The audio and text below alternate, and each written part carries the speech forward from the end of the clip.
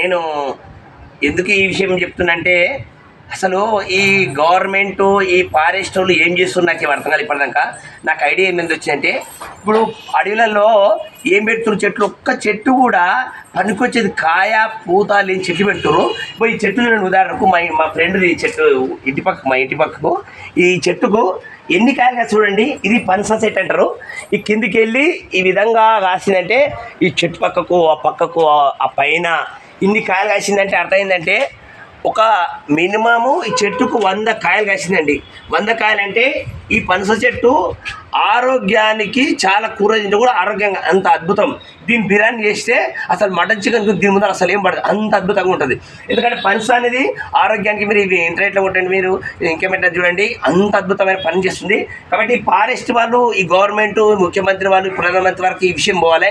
ఎందుకంటే మీరు పెట్టే చెట్లు ఒక్క చెట్టు అన్నా పనికొచ్చేది కాదు. ఈ అడవిలో ఉన్న కోతులు అవన్నీ అడవి జంతువులన్నీ ఊళ్ళోకి వస్తున్నాయి. ఊళ్ళోనేమో మేము ఏమైనా ఐటమ్ పెడితే ఆ ఐటమ్ తీసుకొని తింటున్నాయి. అవి తప్పు కాదు కాబట్టి.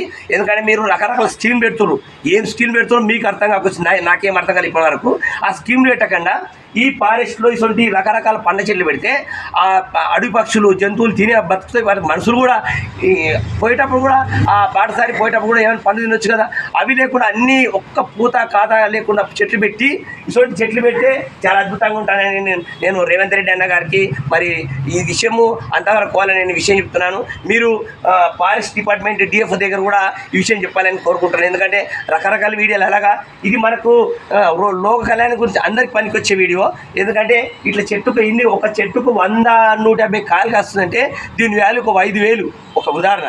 అంటే ఇటువంటి చెట్లు పెడితే ఎంత ఇన్కమ్ వస్తుంది మనుషులకు, గవర్నమెంట్కు, అన్నిటికీ. కాబట్టి ఈ వీడియోని అందరు షేర్ చేయాలని అనుకుంటున్నాను.